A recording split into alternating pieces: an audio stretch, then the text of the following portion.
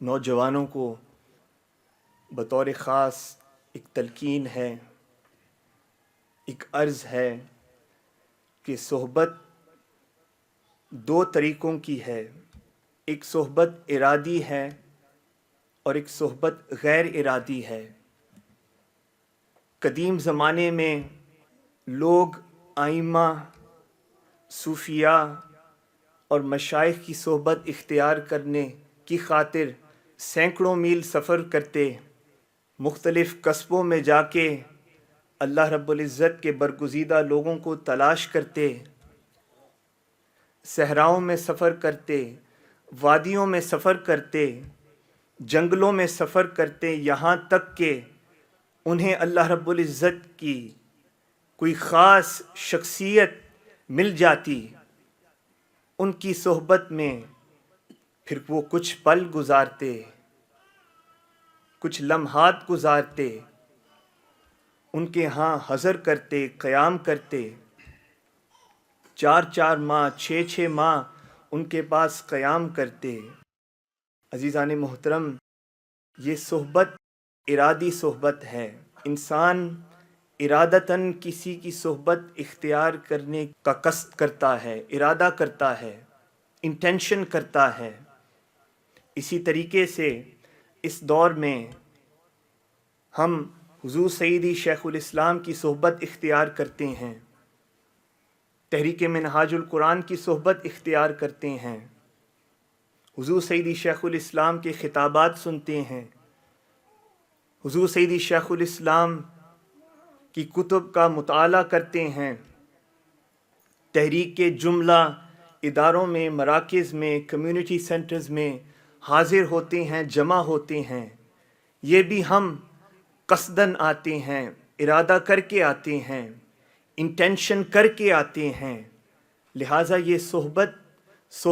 ارادی ہے۔ مگر اس دور کا یہ المیہ ہے کہ اس دور میں ایک صحبت کچھ ایسی وضع ہو چکی ہے جسے ہم غیر ارادی صحبت کہتے ہیں۔ غیر ارادی صحبت کچھ ایسی ہوتی ہے، اس کی سادہ مثال یہ ہے کہ ہم کھاتے وقت اپنی نشست میں، نجی نشست میں، انفارمل گیدرنگز میں جب بیٹھتے ہیں تو جو ارد گرد لوگ آپ کے بیٹھتے ہیں، جن کی مجلس میں آپ کچھ وقت گزارتے ہیں، انفارمل اور کیجول گیدرنگز میں بیٹھتے ہیں، جہاں بیٹھ کے آپ گپ شپ لگاتے ہیں، بات چیت کرتے ہیں، جن کے ساتھ، جن کے ہمراہ آپ کچھ ٹائم گزارتے ہیں، تو ہم اس چیز کا خیال نہیں کرتے کہ ہم کس کی صحبت میں بیٹھے ہوئے ہیں، کیا گفتگو سن رہے ہیں، کیا سماع کر رہے ہیں، ان کی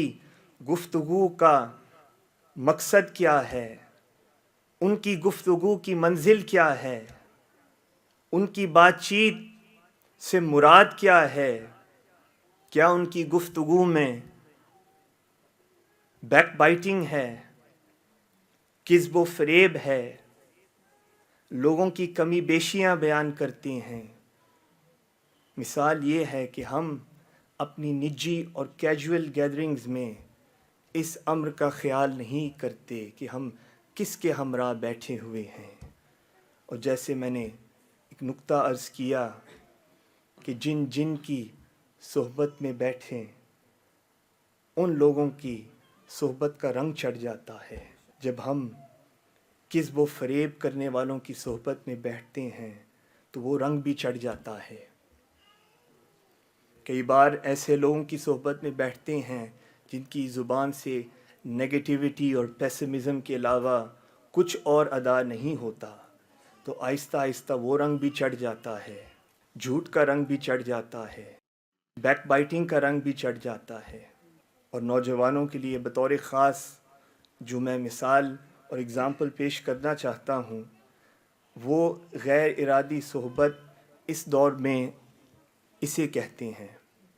اسمارٹ فون۔ چاہے آپ کے پاس آئی فون ہو، اینڈرائڈ ہو، سیمسنگ ہو، سوشل میڈیا ایک ایسی ٹول ہے، ایسا پلیٹ فارم ہے جس سے ہم فائدہ بھی اٹھا سکتے ہیں، مگر اس کے نقصانات بھی بہت ہیں۔ جب ہم سوشل میڈیا پہ لوگوں کو فالو کرتے ہیں، لائک کرتے ہیں، سبسکرائب کرتے ہیں، تو اسے ہم ارادی صحبت کہتے ہیں۔ ہم چاہتے ہوئے ان لوگوں کو فالو کرتے ہیں، ہم چاہتے ہوئے ان کا کانٹینٹ کنزیوم کر رہے ہوتے ہیں، ہم چاہتے ہوئے ان کی گفتگو سن رہے ہوتے ہیں، ہم چاہتے ہوئے ان کا کلام سن رہے ہوتے ہیں، ہم چاہتے ہوئے ان کی لائف، ان کی زندگی کے بارے میں معلومات لے رہے ہوتے ہیں۔ مگر پچھلے میں سمجھتا ہوں 3 سے 4 سالوں میں سوشل میڈیا میں کچھ ایسی تبدیلی آ چکی ہے کہ اب ہم ارادی صحبت کا خیال اور گمان بھی نہیں کر سکتے۔